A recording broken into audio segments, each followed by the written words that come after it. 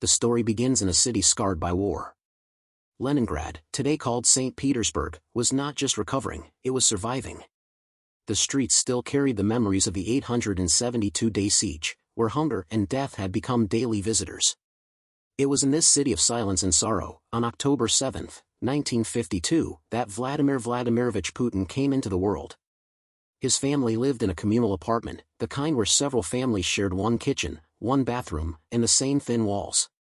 Privacy was a luxury they never knew.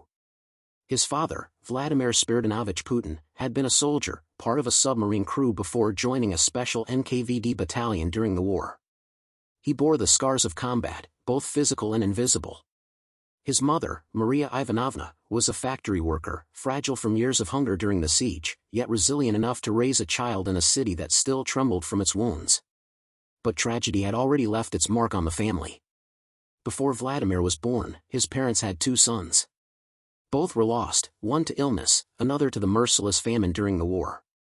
The weight of grief hung over the household, and so, the boy who arrived in 1952 carried not only his own life, but the silent burden of those who came before him. Young Vladimir grew up in a place where survival was the first lesson. The apartment was small and dimly lit. Rats ran through the stairwells, and street fights among boys were part of daily life. There were no fairy tales of childhood innocence here, only the constant need to be tough, alert, and ready. He was a wiry child, often quiet, sometimes mischievous, with piercing blue eyes that seemed older than his years. The Soviet Union of his childhood was a world of rigid rules and unspoken fears. Portraits of Stalin still loomed large. Neighbors whispered carefully, for the walls could listen. Even in games, young Vladimir found himself drawn to strategy, to control, to testing boundaries. He learned that to survive, you had to observe, adapt, and strike only when the moment was right. And yet, beneath this toughness, there was also discipline taking root.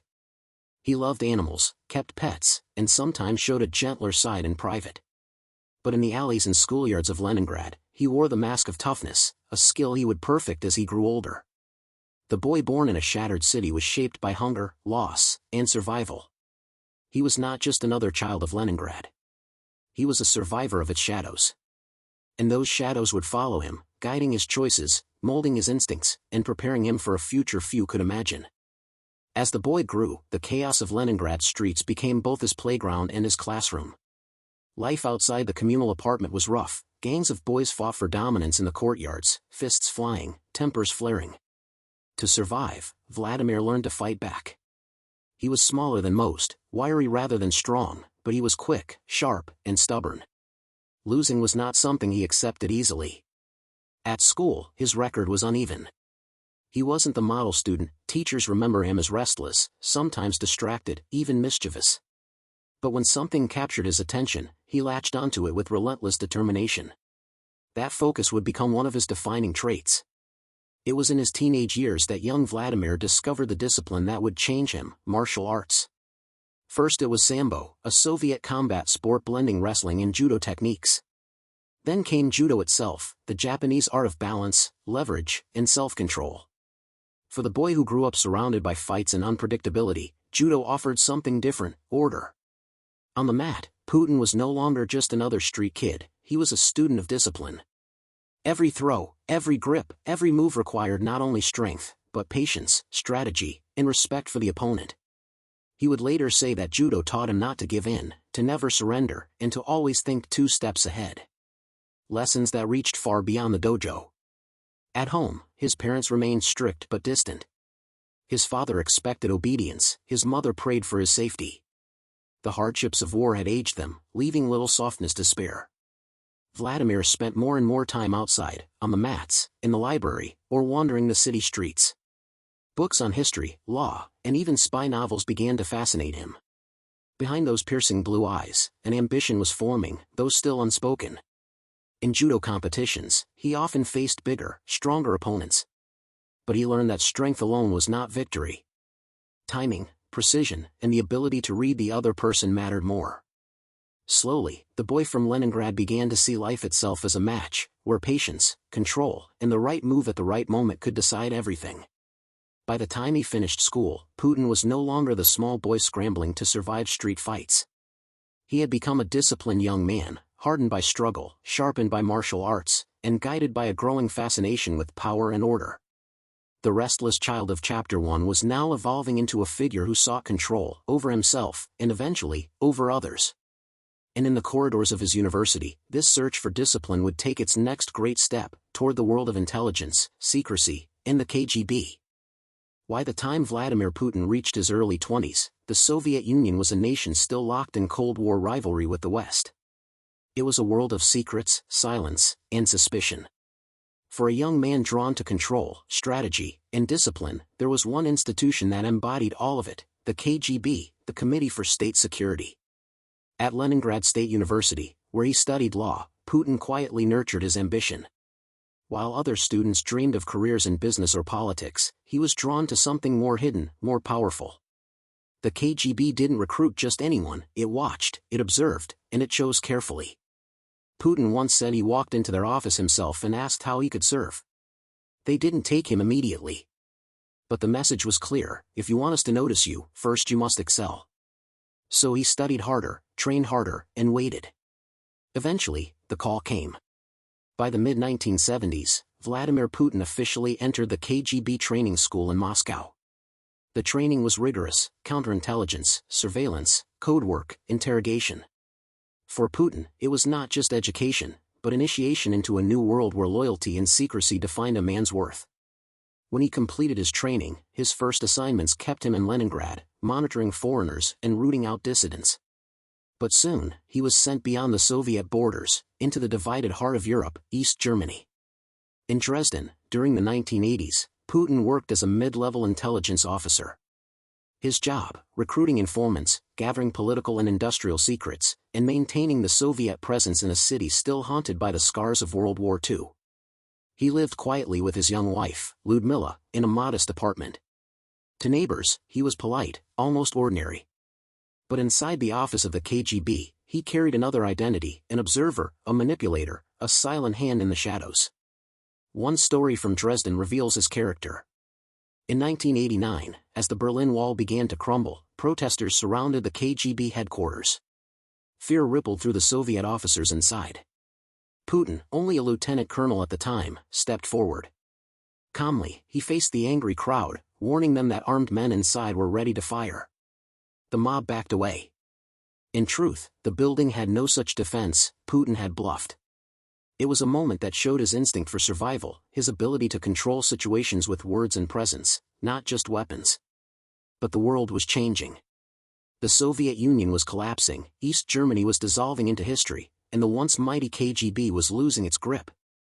For Putin, the years in Dresden were not glamorous: no dramatic spy chases, no James Bond adventures, but they were formative.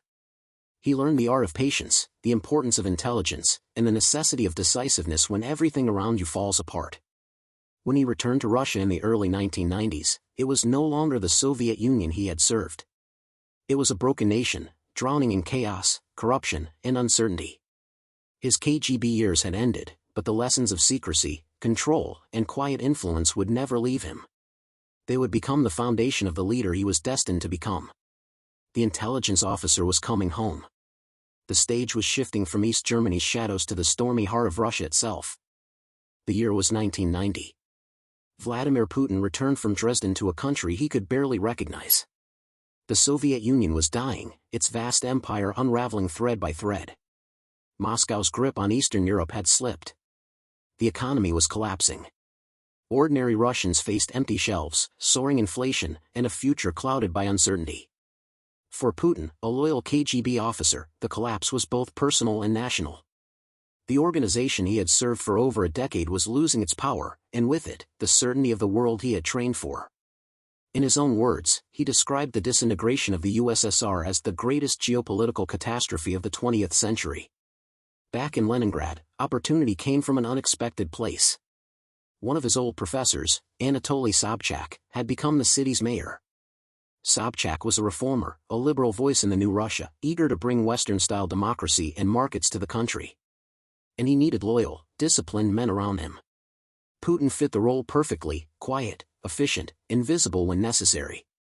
As Sobchak's aide and later as head of the Committee for External Relations, Putin managed the city's foreign investments and trade deals. In practice, this meant he was the man who opened doors for businessmen, oversaw contracts, and controlled permits. For a city newly exposed to global money, it was a position of real power. Those who worked with him recall two sides of Putin during these years. In public, he was cautious, rarely seeking the spotlight. He sat silently in meetings, speaking only when needed. But behind closed doors, he was decisive, calculating, even sharp when crossed. His KGB training never left him, he observed more than he revealed. The 1990s in Russia were turbulent, dangerous years. The collapse of the USSR had created a wild, lawless playground for oligarchs, criminals, and corrupt politicians. In the middle of this storm, Putin learned how power truly worked in the new Russia. He built networks, studied the oligarchs' methods, and quietly proved himself as a man who could get things done. But politics was unforgiving. In 1996, Sobchak lost his re-election campaign. With his mentor gone, Putin was suddenly out of a job. For a time, his career seemed stalled. Yet, once again, the man from Leningrad showed his resilience. He moved to Moscow, where new doors were waiting to open. In the corridors of the Kremlin, Putin's efficiency and loyalty caught the attention of higher powers. He was appointed to positions within the presidential administration, rising quickly through the ranks. He became known as a man who never sought the spotlight but who could be trusted to act with precision and discretion. The former KGB officer had adapted. From the ruins of the Soviet Union, he was finding his path into Russia's new order. And soon, that path would lead him to the highest corridors of power. The collapse of one empire was not the end of his story. It was the beginning of his climb to the Kremlin. Moscow in the late 1990s was a city of chaos. The Soviet Union was gone, but its collapse had left Russia adrift. The economy was in ruins. Oligarchs grew richer while ordinary people struggled to afford bread. Corruption ran through every level of government. President Boris Yeltsin, once hailed as the man who brought democracy to Russia, was now weakened, exhausted, and consumed by scandals. It was in this storm that Vladimir Putin arrived in Moscow, almost unnoticed. A former KGB officer turned bureaucrat, he was not a household name, not a public figure, not yet. But what set him apart was his efficiency, his loyalty, and his refusal to seek the spotlight. While others in politics scrambled for attention, Putin remained in the shadows, watching, waiting, and delivering results. He worked quietly in the Presidential Property Management Department, then as deputy chief of the Kremlin staff. Those around him saw a man who rarely raised his voice, but who carried himself with precision and absolute discipline. Unlike many of the ambitious politicians in Yeltsin's orbit, Putin was not flamboyant. He didn't drink heavily, he didn't show off, and he didn't betray confidences. In a Kremlin drowning in chaos, this made him stand out. By 1998, Yeltsin appointed Putin as head of the FSB, the successor to the KGB. In less than a decade, the young officer who had once stood helpless as the Soviet Union collapsed was now leading Russia's most powerful intelligence agency. His control was quiet but firm. He reorganized the service, demanded loyalty, and proved himself as someone who could restore order in a system addicted to disorder. But the real leap came in 1999. Yeltsin needed someone he could trust, someone to protect his family, someone who would not betray him as his presidency neared its end. That summer, Putin was appointed Prime Minister of Russia. Few outside Moscow had even heard his name. Journalists wondered, who is Vladimir Putin? The answer came quickly. In August, a wave of apartment bombings struck Russian cities, killing hundreds. The Kremlin blamed Chechen terrorists. Putin, the quiet former spy, responded with steel. His words were cold and uncompromising, "We will hunt them down everywhere. If we find them in the toilet, we'll kill them in the toilet." The Russian people, tired of weakness, suddenly saw in this little-known man a figure of strength. His approval ratings soared. He projected an image of determination, of control, of someone who would not let Russia be humiliated again. Then, on the last day of the century, December 31, 1999, Boris Yeltsin shocked the nation by resigning. With trembling voice, the aging president declared that he was stepping down, and he handed the presidency to his chosen successor, Vladimir Vladimirovich Putin. The boy from a Leningrad communal apartment, the officer who had lived in the shadows of Dresden, the bureaucrat who once quietly shuffled papers in Moscow's back offices, was now Russia's acting president. The Kremlin doors had opened, and Putin had walked through them. His path was no longer in the shadows. It was on the grand stage of Russian history. The year was 2000. Russia was fragile, wounded by a decade of economic collapse, lawlessness, and corruption. Ordinary people had grown tired of instability. The promise of democracy had given way to chaos, and many longed for order, even if it meant sacrificing freedom. Into this moment stepped Vladimir Putin, elected president in March 2000. He was still a mystery to most Russians, an ex-KGB officer, a bureaucrat from nowhere. But he was young, energetic, and most of all, he promised strength. From his first days in office, Putin made one thing clear: the era of chaos was over. The oligarchs who had grown rich and powerful during the 1990s would no longer dictate the future of Russia. Within months, he moved against them. Some were forced into exile. Others were brought to heel. The message was simple: business could stay rich, but power now belonged to the Kremlin. At the same time, Putin reasserted the authority of the state. Regional governors, who had enjoyed near independence under Yeltsin, were stripped of their autonomy. Power was pulled back to Moscow, concentrated in Putin's hands. Television stations, once lively with debate, fell under state influence. Critics found fewer and fewer places to speak. Russia was becoming stable again, but that stability was carefully managed from above. Internationally, Putin presented himself as a partner to the West, at least at first. In the wake of the September 11th attacks, he was the first foreign leader to call President George W. Bush, offering cooperation in the fight against terrorism. For a brief moment, Russia and the United States seemed closer than ever. But behind the scenes, Putin was charting his own course. Rising oil and gas prices filled Russia's treasury, giving him the resources to rebuild the military, pay off debts, and restore national pride. Ordinary Russians saw their lives improve, salaries rose, pensions were paid, and the economy grew. For millions who had struggled through the 1990s, this felt like a new beginning. Yet, with every year, Putin's grip tightened. Journalists who exposed corruption faced intimidation. Opponents who challenged him found themselves sidelined, arrested, or worse. To his supporters, he was the man who had saved Russia from collapse. To his critics, he was quietly dismantling democracy. By the end of his first 2 terms, Putin had transformed himself from an unknown bureaucrat into the undisputed leader of Russia. The country was richer, more stable, and more confident than it had been in decades. But it was also less free. The former spy had learned to rule not just through force, but through balance, rewarding loyalty, punishing defiance, and always projecting strength. And when the Constitution barred him from a 3rd consecutive term, he would find a way to keep power within his grasp. Because for Vladimir Putin, stepping aside was never an option. By 2008, Vladimir Putin had ruled Russia for 8 years. The Constitution was clear: no president could serve more than 2 consecutive terms. For the first time since his rise to power, Putin faced a limit he could not ignore. But stepping away did not mean giving up control. Instead, he orchestrated a carefully designed exchange of roles. His trusted ally, Dmitry Medvedev, a younger, more liberal figure, was put forward as his successor. Russians voted, and Medvedev became president. Putin, meanwhile, slid into the role of prime minister. On paper, he was no longer the head of state. In reality, everyone knew the truth. The man in the Kremlin's most powerful office might have changed, but the true center of gravity remained with Vladimir Putin. Observers called it the tandem. Medvedev was the public face, a softer image for Russia, someone who spoke of modernization and technology. But Putin was the one people feared, the one they respected, the one whose shadow loomed over every decision. During these years, Russia experienced both opportunity and crisis. The country hosted booming oil revenues, bringing wealth and modernization. But in 2008, a war broke out in Georgia. Russian tanks rolled across the border, and the world saw a reminder that Moscow would not tolerate challenges in its backyard. At home, many Russians noticed something else: Medvedev was popular, even liked. Some hoped he might represent a new direction, a genuine modernization of Russia's political system. But that hope didn't last long.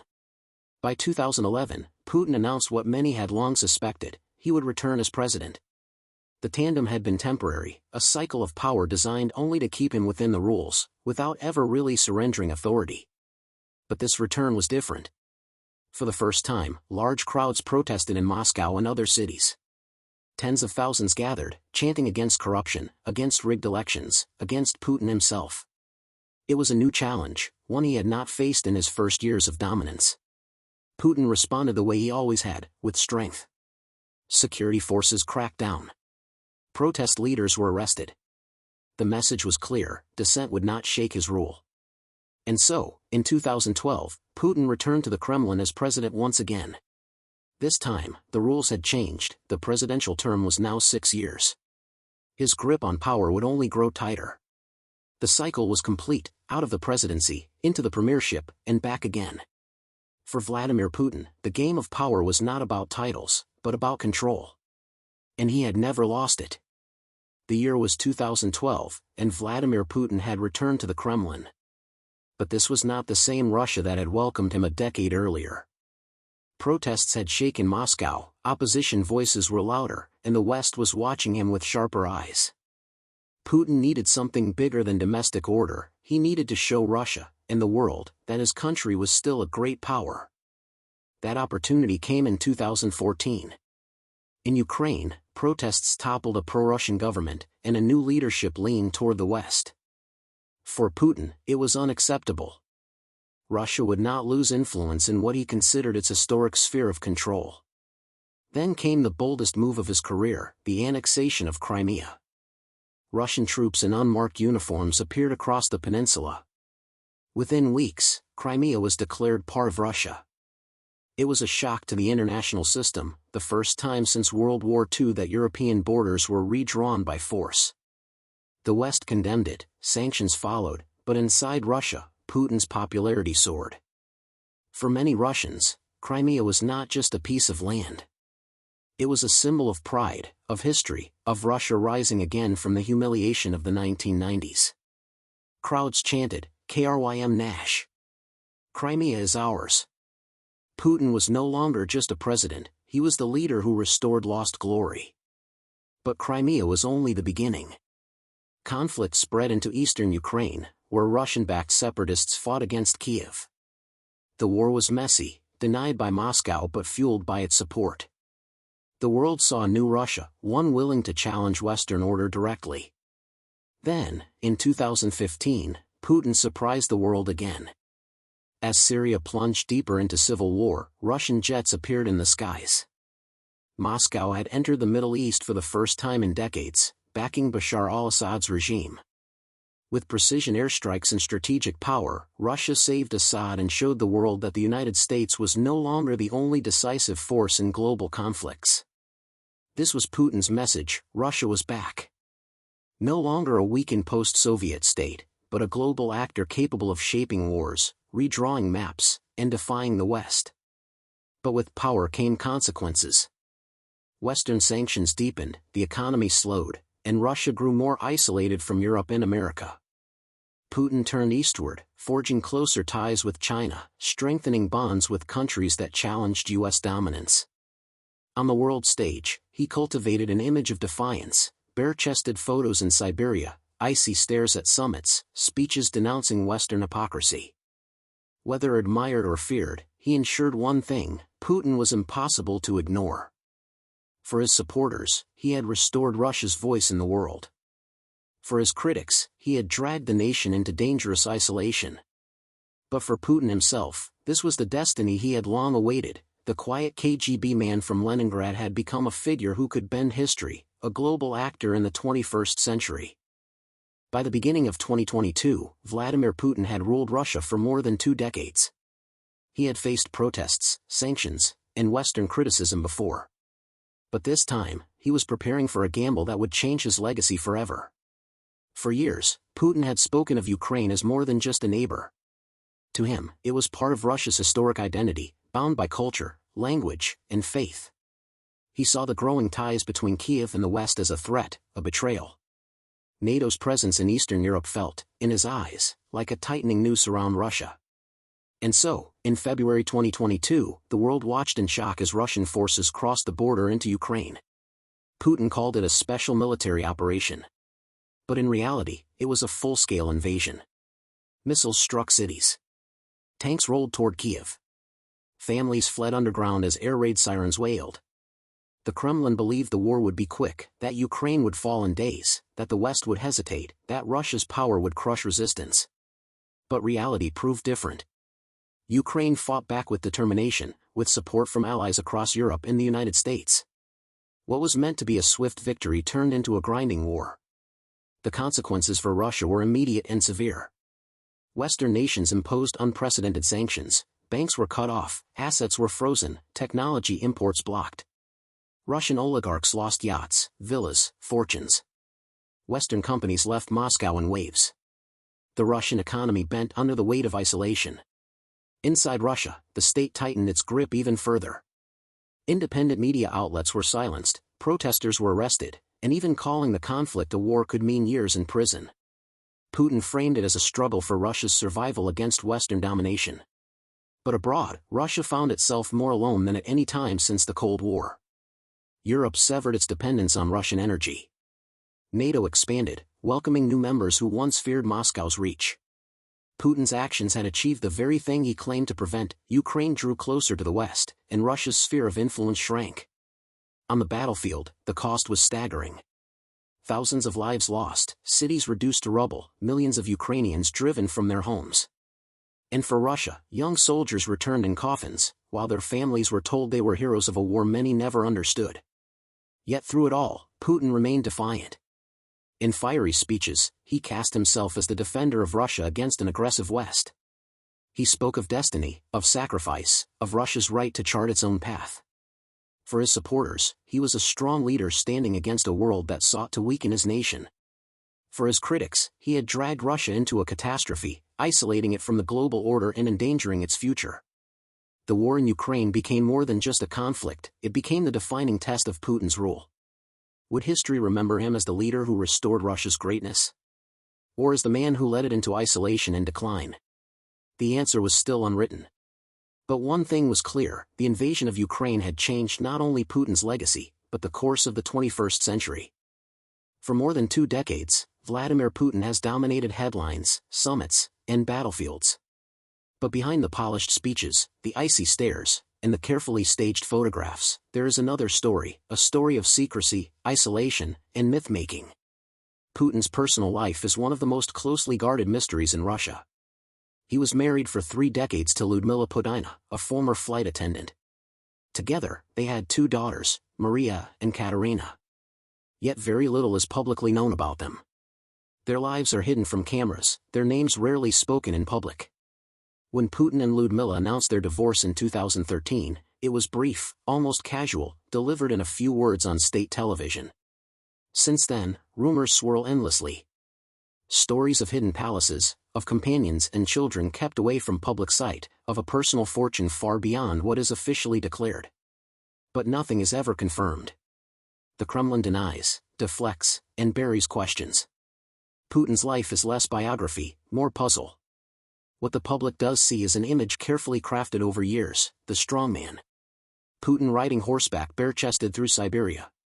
Putin diving into icy waters to retrieve ancient artifacts. Putin practicing judo throws, or piloting fighter jets, or swimming in frigid lakes. These images are not accidents, they are theater. A projection of power, toughness, masculinity. It is mythology, designed to connect with a Russian public raised on legends of warriors and tsars. To his supporters, these images make him a symbol of stability and strength. To his critics, they are staged spectacles, proof of a leader obsessed with control over every detail of his appearance. But beyond the theatrics, Putin is known for his silence. He rarely speaks of emotions, rarely reveals private thoughts. Friends from earlier years describe him as controlled, reserved, even cold. For those who work close to him, loyalty is everything, and betrayal is unforgivable. Isolation has become another defining trait. Especially since the Ukraine war, he is seen more often at the end of long tables, distanced even from his advisors. Some say it is security, others say paranoia. Either way, it reinforces the image of a man alone, commanding his empire from behind walls and guards. Yet even in this secrecy, Putin cultivates something powerful, mystique. No one truly knows the limits of his wealth, the details of his relationships, or the depth of his health. That uncertainty, deliberate, strategic, keeps allies and enemies guessing. In a world where most leaders are exposed, scrutinized, endlessly documented, Putin remains a shadow. His story is told as much by what is hidden as by what is shown. And perhaps, that is the point. For Vladimir Putin, power has never just been about politics. It has been about image, control, and mystery. He is the man behind the curtain, never fully seen, never fully known, but always present, shaping the fate of a nation, and perhaps, of the world. By the 2020s, Vladimir Putin was no longer just Russia's president, he was its defining figure, its center of gravity, the man around whom the entire system revolved. In 2020, constitutional changes were passed that allowed him to stay in power until 2036. If he serves those terms, Putin will have ruled longer than any Russian leader since Joseph Stalin. For some, this confirmed what they had long believed, that he was no longer just a president, but a kind of modern-day czar. But unlike the gilded halls of the Romanovs, Putin's throne is built on something more fragile: loyalty, control, and fear. He has silenced opposition, with critics jailed, exiled, or worse. Alexei Navalny, the most prominent opposition figure, became a symbol of this struggle, poisoned, imprisoned, his voice muffled, yet still defiant. For the Kremlin, dissent is not debate. It is a threat. Still, despite the walls around him, Putin remains popular among many Russians. To his supporters, he restored dignity after the chaos of the 1990s, gave them stability, and stood up to a West that had long dismissed their country. They see him as the guardian of Russia's sovereignty, the protector of its traditions, the man who made Russia matter again. But to his critics, at home and abroad, Putin represents something darker: authoritarianism, corruption, and a system that thrives on secrecy and fear. The invasion of Ukraine only deepened this divide. Inside Russia, it was presented as a patriotic struggle. Outside Russia, it cemented his image as an aggressor, a leader willing to rewrite borders by force. And so, the question of legacy becomes more complicated. If Putin is remembered as the man who saved Russia from collapse, he may also be remembered as the one who isolated it from the world. If he is the figure who restored pride, he may also be the one who brought suffering, loss, and economic hardship to millions. What happens after Putin is the greatest unknown. Russia has no clear path of succession, no figure strong enough to stand in his shadow.